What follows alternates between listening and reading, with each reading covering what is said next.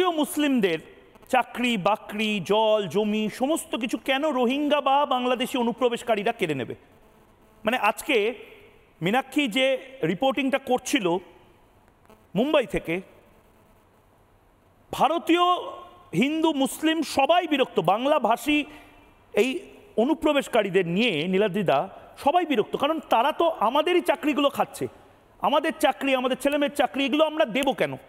মমতা বন্দ্যোপাধ্যায় খুব স্পেসিফিক্যালি ভয় পেয়েছেন বোধহয় যে 5 to 6% ভোট যদি এদিক ওদিক হয়ে যায় সরকার পড়ে যাবে। আর এটায় মনে হচ্ছে অনেক রাজনৈতিক বিশ্লেষকের, আপনারাও, আমি রিয়াকশনটা নেব, তার মধ্যে থেকে ম্যাক্সিমাম কি বাংলাদেশি অনুপ্রবেশকারী? না ময়ূক, এই অবৈধ অনুপ্রবেশের যে সমস্যাটা, এটা কিন্তু ভারতের সমস্যা নয়। আমেরিকায় মেক্সিকো থেকে অবৈধ অনুপ্রবেশ হয় এবং ট্রাম্প সেটাকে থামাবার চেষ্টা করেছেন এবং সেই দাবিতেই তিনি নির্বাচন জিতেছেন।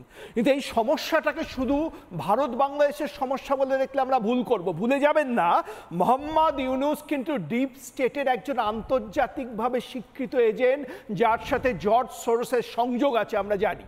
মোহাম্মদ ইউনূসের একজন দূত কিছুদিন আগে মনে করে দেখুন মমতা বন্দ্যোপাধ্যায়ের সাথে কলকাতায় এসে দেখা করেছিলেন। তার ঠিক পরেই 21শে জুলাইকে মমতা বন্দ্যোপাধ্যায় কার্যত শহীদ দিবস থেকে রোহিঙ্গা বাঁচাও দিবসে পরিবর্তিত করেছেন।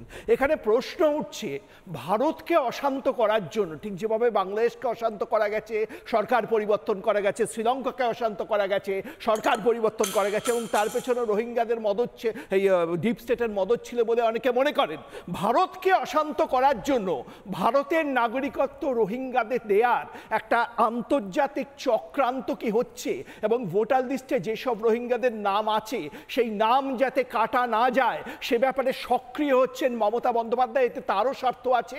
বিভিন্ন দুর্নীতির কারণে ভারতীয়দের মধ্যে তার যে সাপোর্ট বেস, এমনকি সংখ্যালঘু মানুষদের মধ্যেও তার সাপোর্ট বেসে প্রায় ঘুম ধরেছে, এটা উনি উপলব্ধি করতে পারছেন।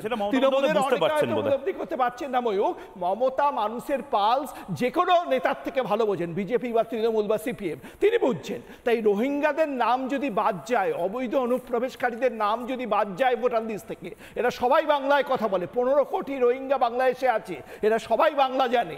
আমরা বাংলা জানলেই বাঙালি হয় না, কিন্তু মমতার ভরাডুবি নিশ্চিত, সেই জন্য তিনি সাহায্য করছেন। কিন্তু এর পেছনে আরো বড় চক্রান্ত হতে পারে জর্জ সোরস এবং ডিপ স্টেটে, যাতে মদত দিচ্ছেন মমতার মতো কিছু নেতারা। নানা ধরনের কন্টেন্ট দেখার জন্য লাইক করুন, শেয়ার করুন আমাদের ফেসবুক পেজ, সাবস্ক্রাইব করুন আমাদের ইউটিউব চ্যানেল। পাশাপাশি অন্যান্য ব্রেকিং নিউজের জন্য অবশ্যই চোখ রাখুন রিপাবলিক বাংলায়।